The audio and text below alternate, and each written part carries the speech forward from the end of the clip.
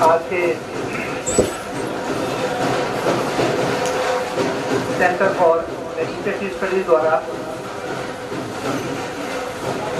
तो मेरे 71वें जन्म दिवस के शुभ अवसर पर आयोजित कार्यक्रम में आए हुए सभी बुजुर्गों, भाइयों, बहनों और बहुत प्यारे बच्चों, मैं दिल की गहराइयों से आप सबका बहुत आभारी हूँ, बहुत धन्यवादी हूँ कि आप इतनी भारी तादाद में, जितनी हमने सोची थी उससे भी 1.5 गुना तादाद में आप सब लोग आए हैं। मैं बहुत दिल की गहराइयों से आपका धन्यवाद। मैं दोनों राज्यपाल महोदयों का बहुत आभारी हूँ, दोनों को बुलाने दिया। दोनों ने 1 सेकंड में कहा कि भले ही हम जन्म दिवस पर कहीं नहीं जाते, पर अगर आपका जन्म दिवस है तो हम दोनों आएंगे। और मैंने ये भी कहा कि हो सकता है कार्यक्रम मैंने नॉन पॉलिटिकल रखने की कोशिश की है, तो दोनों ने बड़े प्यार से कहा कि चाहे पॉलिटिकल हो चाहे नॉन पॉलिटिकल हो, हम तो आपकी वजह से आ रहे हैं, तो हम आएंगे दोनों प्रोग्राम में। श्री जगत प्रकाश नड्डा जी से हिमाचल के पूछे इसके बारे में 4-5 दिन पहले मेरी बात हुई, तो उन्होंने कहा, मैंने बताया उनको कि मैं 15 को शायद आ रहा हूँ। इतने बड़े, सबसे बड़े दुनिया के दल के सबसे बड़े अध्यक्ष हैं। मैंने उनसे डरते डरते निवेदन किया, मैंने कहा आप चंडीगढ़ आ रहे हैं, मेरा जन्मदिन है और अगर आप आएंगे तो मुझे बहुत अच्छा लगेगा, मेरा हौसला और ज्यादा बढ़ेगा। उन्होंने कहा अच्छा मैं देखता हूँ। और किसी भी जो बड़ा व्यक्ति है उसका उत्तर यही होता है, वो सारी चीजें को अध्ययन करता है। और उसी समय उन्होंने निर्णय किया कि मैं आशीर्वाद देने आऊंगा। और यहाँ आकर फिर संदेश आया कि वो आपको बधाई देने इस पंडाल में आ रहे हैं। मैं बहुत आभारी हूँ, क्योंकि जगत प्रकाश नड्डा जी के आने का मतलब है समूची भारतीय जनता पार्टी और समूचा समाज, श्री सुदाम सिंह जी, श्री अनिल जैन जी, श्री अरुण सूद जी और पूरी जो टीम, उनके रामवीर भट्टी जी, सारी भाजपा की टीम आई, मैं उसके लिए उनका आभारी हूँ।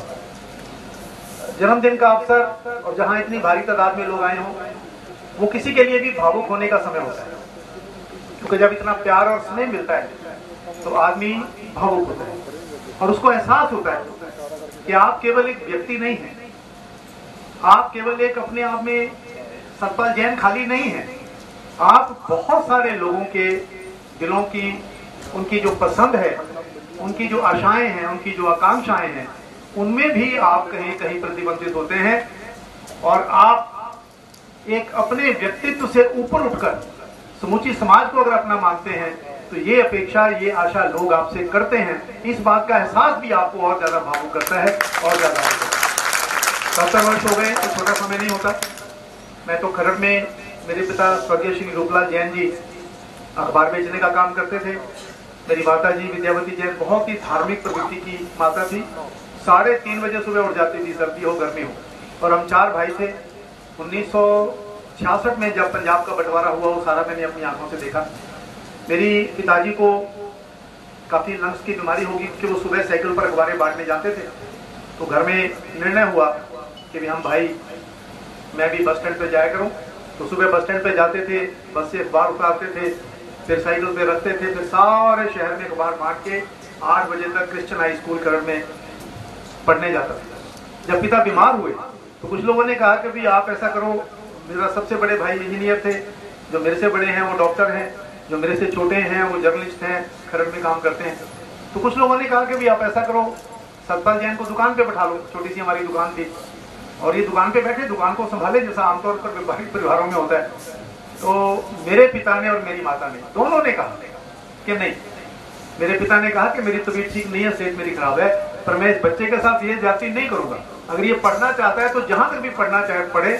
और अगर उस समय ये निर्णय हो गया होता कि मुझे माता पिता ने पढ़ने के लिए ना भेजा होता, तो शायद आज मैं भी कहीं छोटी दुकान पर बैठा कोई व्यापार ये काम कर रहा होता। उनके प्रति बहुत मैं आभारी हूँ, इतने प्यार स्नेह के साथ। स्कूल में आया, कॉलेज में आया, जैसा बताया, पहला इलेक्शन 8वीं जमात में था, मैं खरड़ में मेरा इलेक्शन हुआ स्कूल के प्रधान का। और डॉक्टर विनोद जैन सुबह आए हुए थे, शायद यहाँ है मेरे साथ खरड़ से। हम दोनों जैन का टकराव हुआ और स्कूल में 6ठी, 7वीं, 8वीं, 9वीं, 10वीं ये 5 क्लासों के बच्चे जीतते थे। मैं जीता और उसके बावजूद भी हम दोनों के कभी संबंधों में तलखी नहीं आई। वो सुबह अपने परिवार के साथ आए हुए थे बधाई देने आके, फिर गवर्नमेंट कॉलेज में आया, यूनिवर्सिटी में आया। इमरजेंसी की घटना में हमेशा याद रखा, जब इमरजेंसी लगी तो इमरजेंसी में पहले मुझे गिरफ्तार किया गया, एडमिशन रिफ्यूज हुई पंजाब यूनिवर्सिटी में, और रात को मुझे पुलिस ने अपनी कस्टडी में ऐसे SHO होते थे, ऐसे तारे बांध के बिजली के करंट लगाया और मेरे से पूछा कि बताओ आप यहाँ के लीडर हैं, स्टूडेंट काउंसिल के लीडर हैं, या जो इमरजेंसी में हैंड बिल बढ़ रहे हैं ये कहाँ छपते हैं, ये कहाँ से मटीरियल आता है, आपके कौन कौन से लीडर बाहर हैं, कौन कौन से लीडर कहाँ ठहरते हैं। तो सारी रात में काफी जितना टॉर्चर कर सकते थे वो किया। अगले दिन में मिस्टर नागरा होते थे CGM, उनके पास मेरे को उन्होंने पेश किया और पेश करके मैं उस समय स्टूडेंट काउंसिल का सेक्रेटरी था, मेरा पुलिस का रिमांड मांगा और मुझे लगा कि अगर मेरा पुलिस रिमांड मिल गया, रात को मैं बिजली के झटके सह गया, अगर दोबारा इन्होंने टॉर्चर किया तो हो सकता मैं ना बच पाऊं। मुझे वो मोमेंट क्षण याद आते हैं जेल में जब मैं जज के सामने खड़ा हूं, बहुत दुबला पतला होता था जो मेरे को उस समय जिन्होंने मेरा देखा, और नागरा HR नागरा जज के सामने जब फाइल दी तो पुलिस के मिस्टर बोहरा थे APP, उन्होंने कहा जी हमें इसका पुलिस रिमांड चाहिए। बोला काहे के लिए? बोला हमने वो मशीन ट्रेस करनी है जिसमें इमरजेंसी के खिलाफ जो पोस्टर छपते हैं, हैंडबिल छपते हैं, वो ट्रेस करने हैं हमने, और कहां से पैसा आ रहा है, क्योंकि इमरजेंसी के काले दिन तो कभी बोलना हो मैं घंटा घंटा बोल सकता हूँ। तो नागरा ने फाइल देखी, उसने कहा क्या नाम, सतपाल जैन? बोला ये सतपाल जैन वही है जो स्टूडेंट काउंसिल का जनरल सेक्रेटरी है? तो उन्होंने कहा जी वही है। और उसने पाइप भगा के मारी, वो कहता mister Bora these are political prisoners, these are political people, what police remand? कहता no no send him to the judicial remand. तब हमारी जान में जान आई। अगर उस दिन भी रिमांड ना मिला होता तो शायद मैं, हो सकता है भगवान ने क्या लिखा कुछ मालूम नहीं होता। मैंने सत्याग्रह किया यूनिवर्सिटी में, तो शाम को RC पाल वाइस चांसलर होते थे, उन्होंने मीटिंग बुलाई, कैंपस में हम घूमे, नारे लगाए, खूब सारा किया। तो उसने RC पाल ने कहा पंडित GP शर्मा, गणपति प्रसाद शर्मा, जिनके दामाद राजीव शर्मा बाद में हाईकोर्ट के जज बने, तो ये कैसे हो गया, तुम कहाँ थे, CID क्या कर रही थी?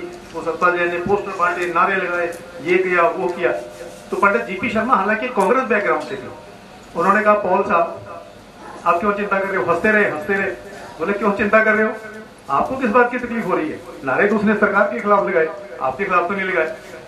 नहीं सर पंडित जी आप ऐसा क्यों बोल रहे हो? बोला VC साहब देश में नेता ऐसे ही पैदा होते हैं।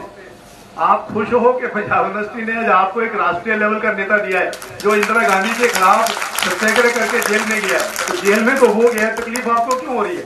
आप काहे को परेशान हो रहे हो? सारी मीटिंग में लोगों ने कहा कि नहीं ये तो बात ठीक है, हमें काहे के लिए वो आएगा तो जाके चलेगा।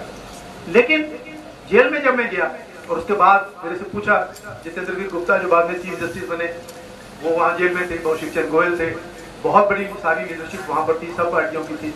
तो मुझे वो लोग कहने लगे, और आज भी मैं कहता हूँ कई बार लोग मेरे को पूछते हैं कि आप इतना तेजी से बोलते हो, तेजी से चलते हो, तेजी से खाते हो, हर काम तेजी से करते हो। तो मैंने कहा जो इंदिरा गांधी की गवर्नमेंट ने मेरे को इलेक्ट्रिक करंट दिए थे वो मैंने संभाल के रखे हुए हैं, इसलिए जब भी मुझे जरूरत होती है तो मैं वो बटन दबा के वहां से अपना इलेक्ट्रिसिटी का करंट ले लेता हूँ। मैं उनका आभारी हूँ जो उन्होंने कहा। तो बहुत लंबा समय मैं नहीं कुछ कहना चाहता क्योंकि अभी आगे भोजन भी इंतजार कर रहा है। जीवन में 2-3 बातों का ध्यान रखना। शायद कोई व्यक्ति ऐसा आपको नहीं मिलेगा जो ये कहे कि सतपाल जैन ने मेरे से धोखा किया। कोई ये नहीं कहेगा कि मेरे को कोई ऐसी बात कही है जो मर्यादा के अनुकूल नहीं है। कोई ये नहीं कहेगा कि मेरे को ऐसा वादा किया जिसको पूरा नहीं किया, कभी नहीं करेंगे। और विनम्रता बना के रखी। कई बार लोग शहरी में बोल देते हैं, जज कोई बात कह देते हैं, और मैं कहा मैं तो मेरे को वही आता है हमेशा, हम हूं परम पुरुष का दासा, देखना आयो जगत तमाशा। 2 बार लोकसभा में रहा, उन भाग्यशाली लोगों में हूं 3 बार अटल बिहारी वाजपेयी जी की प्रधानमंत्री पद की शपथ हुई, तीनों समय में राष्ट्रपति भवन में मौजूद था। नरेंद्र मोदी जी की 2 बार शपथ हुई है प्रधानमंत्री के नाते, दोनों बार राष्ट्रपति भवन में मौजूद था। अभी दिनेश मोदी जी ने प्रधानमंत्री जी के केस का निर्णय के बारे में बताया। श्री मोदी जी 2014 में भी और 19 में भी दोनों बार जब लोकसभा में चुने गए तो उनके खिलाफ इलेक्शन पिटीशन हुई। तो मुझे एक दिन फोन आया गुजरात के एक वकील का कि मैं आपसे मिलना चाहता हूँ। तो मैंने कहा मैं आज चंडीगढ़ में हूँ, तो आप दिल्ली कब आ रहे हैं? मैंने कहा 2-4 दिन में आऊंगा तो मिल लेता हूँ। बोला नहीं अर्जेंट है, आप आ जाइए। तो मैंने कहा क्या बात हुई? बोले श्री नरेंद्र मोदी जी के खिलाफ इलेक्शन पिटीशन हुई है इलाहाबाद हाईकोर्ट में। अजीत राय जो उस समय कांग्रेस के हारे थे उन्होंने पिटीशन की है, और मैं पिटीशन लेकर कल अरुण जेटली जी और अमित शाह जी की मीटिंग थी, वहां गया। उन्होंने कहा, जो ही मैंने उनको बताया कि मोदी जी के खिलाफ इलेक्शन पिटीशन हुई है, तो अरुण जी ने तपाक से कहा, तो फिर क्या, सतपाल जैन जी ये बात करिए ना, सतपाल जी से बात कर लीजिए। तो बोला, उनका एक वाक्य सुनने के बाद मैंने तुरंत आपसे संपर्क किया। ये मेरा बड़प्पन नहीं है, मैं बहुत बड़ा वकील हूं, इस कारण से मुझे नहीं दिया। ये पार्टी का, नरेंद्र मोदी जी का, भाजपा के नेतृत्व का बड़प्पन है कि उन्होंने मेरे जैसे छोटे से वकील को भी इतना मान सम्मान दिया कि मैं प्रधानमंत्री का केस। मैं वहां गया, कप्तान सिंह सोलंकी जी हरियाणा के राज्यपाल होते थे उस समय, उनको पता लगा, मैं मिलने गया तो मुझे कहने लगे, सतपाल जी चंडीगढ़ में 10,000 वकील हैं, इलाहाबाद जाने के लिए दिल्ली में है, इलाहाबाद अपने आप में कितनी बड़ी वकीलों की संख्या है, क्या है। तो आप, ये क्या बात थी कि आपको यहां से भेजा गया, पहले आप फ्लाइट से दिल्ली जाते हो, दिल्ली। मैंने कहा, जी ये मेरे में कुछ नहीं है, मैं बहुत छोटा सा आदमी हूँ, बहुत ही सिंपल आदमी हूँ। ये उनका व्यक्तित्व है, उनके महान है कि उन्होंने मेरे जैसे आदमी को ये जिम्मेवारी देकर उन्होंने वहां भेजा है, और मैं जिंदगी भर उसके लिए उनका आभारी हूँ। केस में लड़ते समय कुछ बातें याद रहती है। जस्टिस मेहर सिंह पंजाब हरियाणा हाईकोर्ट के फॉर्मर चीफ जस्टिस थे। मैं जब वकील था तो वो जज नहीं थे, जब वो जज थे तो मैंने वकालत नहीं शुरू की। मुझे एक दिन फोन आया, कहने लगे, सतपाल जी मैंने आपके पास आना, एक मेरा केस है। तो मैंने कहा, सर आप फॉर्मर चीफ जस्टिस हैं, मैं आपके पास घर आ जाऊंगा। नहीं, मैं आपके पास आऊंगा। मेरे घर आए, उन्होंने घर आकर मुझे कहा कि जहाँ मेरी कोठी है उसके साथ सरदार प्रकाश सिंह बादल की कोठी थी 9 सेक्टर में। तो जो प्रकाश सिंह बादल जी उस समय मुख्यमंत्री थे, उनके जो सिक्योरिटी स्टाफ के लोग हैं, उन्होंने मेरी घर की कोठी के साथ बाथरूम वगैरह बना ली है, टॉयलेट बना ली है। मैं यहाँ अकेला हूँ, सारे मेरे बच्चे बाहर चले गए। तो मैं चाहता हूँ कि आप केस डालें और केस डाल के मुझे उसके खिलाफ स्टे लेके दें। मैंने उसके बाद उनसे एक सवाल किया, मैंने कहा, जज साहब मैं केस लड़ूंगा आपका, मुझे कोई दिक्कत नहीं है, आप मेरे को कभी नहीं जानते, मैंने कभी आपको नहीं जाना, मैं कभी आपके सामने पेश नहीं हुआ, तो आपको ये विचार कहां से आया कि भाई सतपाल जैन को अपना वकील करें। तो उन्होंने जो उत्तर दिया मेरे लिए संतोष की बात है। मैं कई बार कहता हूँ, हमारी एसीआर हमारे विरोधियों से लिखवा तो ज्यादा अच्छी लिखेंगे, अपने वाले को पता नहीं क्या क्या लिखेंगे। तो उन्होंने कहा धीरे धीरे बोलते थे, सतपाल जी मैं चीफ जस्टिस रहा हूँ, मैंने पता नहीं कितने जज बनाए हैं, ये जो वकील हैं सारे मेरे दौर में आए, मैंने कई जजों से बात की, मैंने कई प्रमुख वकीलों से बात की, और मैंने कहा कि मेरा केस प्रकाश सिंह बादल के खिलाफ है, मुझे ऐसा वकील चाहिए जो प्रकाश सिंह बादल के, उन्होंने कहा दबाव कोई बादल साहब नहीं डालते थे, तो एंगल से मत किया जाए कि उनके दबाव में ना आए। और जिससे मैंने बात की, मेरे लिए बहुत संतोष का विषय है, सबने कहा कि आप सतपाल जैन के पास चले जाओ, वो अगर आपका केस लेगा तो फिर चाहे कोई दबाव डाल दे, किसी दबाव में आकर वो करने वाला नहीं। मैंने उनका केस लड़ा, ये छोटी छोटी चीजें होती हैं जो आदमी के जीवन में आते हैं। हमने तो कभी सोचा भी नहीं था कि लोकसभा में जाएंगे। खरड़ बस स्टैंड पे मैं तो अखबारें बेचा करता था, 1-2 बार सुबह गाड़ी में, कभी जस्टिस गुरनाम सिंह उस समय मुख्यमंत्री होते थे, पृथ्वी सिंह आजाद, ऐसे लीडर आते थे, तो कारवाओं की रुकती थी, वो अखबारें लेते थे। उन दिनों 6 पैसे 8 नए पैसे का अखबार आता था, 1 रुपए में 10 अखबारें आ जाती थी और 10 ही मोड़नी पड़ती थी कि इतने पैसे कम लगे।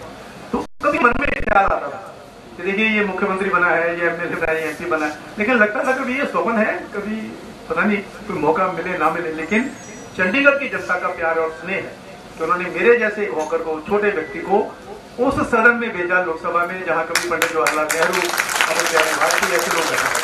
और जो ही मैंने लोकसभा में पहले दिन एंटर किया, मैंने अपने कुछ दोस्तों को लिखकर भी भेजा था, मैंने कहा मैं अपने आप को काफी देर तक रोक नहीं पाया, भावुक हुआ।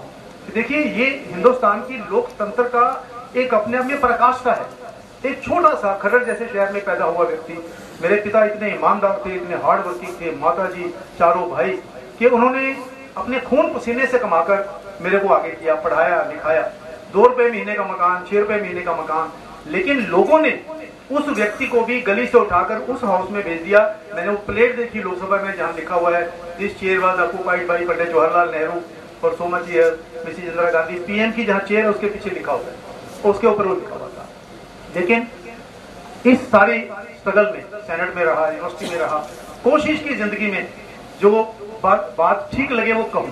इससे बहुत सारे लोग नाराज भी होते हैं कई बार, लेकिन आगे चल के उसको एहसास हुआ।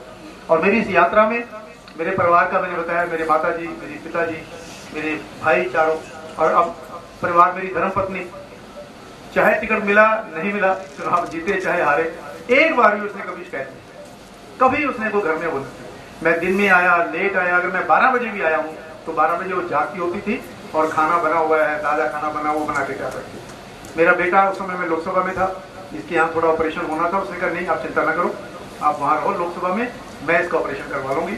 अकेली ने हॉस्पिटल में जाके ऑपरेशन करवाया। और लोग कहने लगे थे मुझे कि कई बार आपकी, हमें लगता है कि आपकी धर्मपत्नी का स्वभाव आपसे भी ज्यादा अच्छा है और वो आपसे भी ज्यादा अच्छा बोलती हैं, ऐसा लोग कहने लगे थे। लेकिन यात्रा में पिता गए, माता गई, धर्मपत्नी गई, लेकिन उसके बाद मेरा बेटा धीरज जैन, मेरी पुत्रवधू डॉक्टर शहना कांसल, दोनों पोतियां आई हुई हैं, अनायशा जैन और आध्या जैन।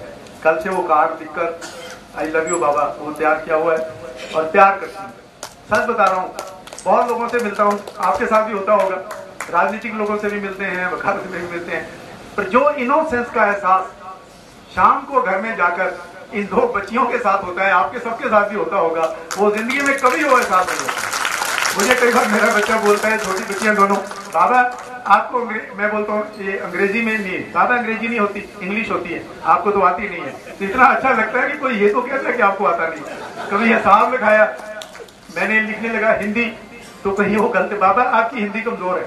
मैं कहा यहाँ तो सारे लोग कहते हैं कि भी मेरी हिंदी, काफी लोग ये बात करते हैं कि काफी अच्छी है, लेकिन ये मेरा बच्चा मुझे एहसास कराता है कि आपकी हिंदी बड़ी कमजोर है। बाबा आपका मैथमेटिक्स कमजोर है, बाबा मैं आपकी टीचर हूँ, मैं आपको पनिशमेंट दूंगी, अपना होमवर्क करो। जो मैं बात आपको कह रहा हूँ कि ये जो प्यार और स्नेह है परिवार का, ये बहुत आवश्यक है। मैंने अपने परिवार के साथ बहुत ज्यादती की, कभी अपने परिवार का ध्यान नहीं दे पाया, कभी अपनी धर्मपत्नी का ध्यान नहीं दे पाया, कभी बच्चों का ध्यान नहीं दे पाया। और जो लोग पॉलिटिकल लाइफ में होते हैं सबको ये मालूम है, सबको मालूम है हमारा, लेकिन उन्होंने इतना ऑन किया, इतना प्यार और स्नेह दिया कि 71 वर्ष कैसे बीत गए पता ही नहीं। मैं इस मौके पर आप सबका बहुत आभार व्यक्त करता हूँ, भगवान से इतनी प्रार्थना करता हूँ, सत्ता आनी जानी चीज है। गुरबाणी में कहा है, ये हयाती जग में कोई फिर रहा, जिस आसन हम बैठे इससे बैठ गया। कोई बड़ा से बड़ा बादशाह भी 20-25 साल 30 साल से ज्यादा राज करके नहीं है। मैं सिर्फ 2.5 टर्म MP रहा, आज भी कहीं जाता हूँ लोग इतना प्यार करते हैं, हमारे MP साहब है, हमारे MP साहब है। मुझे कहना पड़ता है कि नहीं मैं MP नहीं हूँ, मैं तो ex-MP हूँ। मुझे कहना पड़ता है कोई झूठ ना बोले कि सरपंच झूठ बोल के अपने आप को MP बता के लोगों में घूमता रहे। लोगों का वो जो प्यार स्नेह है मिलता, सब जगह जाना, सब जगह आना, सबसे बात करना, सबसे मिलना, आनंद आता है। कोई अहंकार नहीं है, कभी भगवान हमको एरोगेंस ना करे। और बिल्कुल जो एक सरल स्वभाव से आदमी चलता जाए, कोई मन में विषय नहीं है। मैंने 12 लोकसभा के इलेक्शन चंडीगढ़ में 71 ऑनवर्ड, 77 ऑनवर्ड, 5 खुद लड़े, 7 लड़वाए, लेकिन कभी भी जो पार्टी ने कहा, अगर पार्टी ने कहा आपको लड़ना तो मैं लड़ने को तैयार हूं, अगर कहा नहीं है तो नहीं लड़ा। कभी भी जाकर कोई झगड़े नहीं किए, कोई कुछ और नहीं किए, एक ईमानदारी से, दयानतदारी से, पूरी लगन से काम करने की कोशिश की है। भगवान से इतनी प्रार्थना करता हूं, जब धर्मराज के पास जाके हिसाब दें तो अपनी किसी की तरफ निकले ना, तो वो ये ना कहे कि देखो सतपाल जी आपकी बही में ये उसकी तरफ निकला, ये कभी ना। और दूसरा, कभी किसी के साथ जितना कर सकते हैं उतना चले, और जो प्यार स्नेह आपका है वो मिलता रहे, वैसे ही मिलता रहे जैसा मिल रहा है। यही मेरा टॉनिक है, यही मेरे लिए बहुत बड़ी बात है। मौका मिला, सेवा की, आगे जो पार्टी जिम्मेवारी देगी हमेशा, कभी मैं उसके लिए करने को तैयार हूं। जीवन में भाषा का मर्यादा रखा जाए, कभी भी मैंने किसी के बारे में कभी कटु शब्द का इस्तेमाल नहीं किया। छोटे से छोटा व्यक्ति, कोई व्यक्ति छोटा नहीं होता, साधारण व्यक्ति भी कोई आया, एक पार्लियामेंट में दीपचंद नाम का सिक्योरिटी गार्ड था, तो जब मिलते थे मैं उनसे बात करता था। लोकसभा में ना रहने के बाद 5-6 साल के बाद मैं गया तो मेरे को सामने कॉरिडोर में मिल गया। तो मैंने कहा कैसे हो दीपचंद, हाथ जोड़े, सब आपकी याद बहुत आती है। मैंने कहा दीपचंद मेरे जैसे पता नहीं यहाँ कितने हजारों आए, कितने चले गए, मैं तो सिर्फ 3 साल रहा हूँ यहाँ, तो ऐसे ऐसे लोग हैं, तो ऐसी कौन सी है। वो रुक गया वहां, हाथ जोड़े उसने, कहता सर आए तो बहुत, ये भी बात आपने ठीक है, आगे भी बहुत आएंगे, पर कैसे हो दीपचंद कहने वाला एक ही था जो जब भी मेरे को मिलते थे मेरा नाम लेके मुझे को बुलाते थे, और मैं घर जाकर अपने परिवार में बताता था कि एक MP ऐसा है जो मेरे को मेरा नाम लेके बुलाता। नहीं तो ओए बात, ओए तू क्या कर रहा है, ये लोग बात क्या कर रहे हैं। आज इतनी प्रार्थना करता हूँ, बहुत आभारी हूँ, मेरा मन बहुत भावुक है, मैं अपने आप को बहुत जोर लगाकर कंट्रोल कर रहा हूँ, संयमित कर रहा हूँ। भगवान से इतनी ही प्रार्थना करता हूँ, आपका जनता का प्यार और स्नेह ऐसे ही मिलता रहे, ऐसे ही मिलता रहे, और जब तक आखिरी सांस है तब तक यही स्नेह प्यार मेरी सबसे बड़ी पूंजी है, यही बनी रहे। मैं हमेशा यही था, यही हूँ, और इसी सेवा के साथ करता रहूंगा। जो गुरबाणी में आता है, तू आगे अरदास हमारी जियो सब पे तेरा, कौन नानक सब तेरी बढ़ियाई, कोई नौ न जाने मेरा। कोई मेरा नाम जानता नहीं, मैं बहुत छोटा सा आदमी हूँ, जितनी हो सकी उतनी की है। आपको कभी भी मेरे से कोई भी किसी किस्म का अपराध हो, सत्ता हो ना हो, ये बिल्कुल अलग विषय है, इसका इससे कोई ताल्लुक नहीं।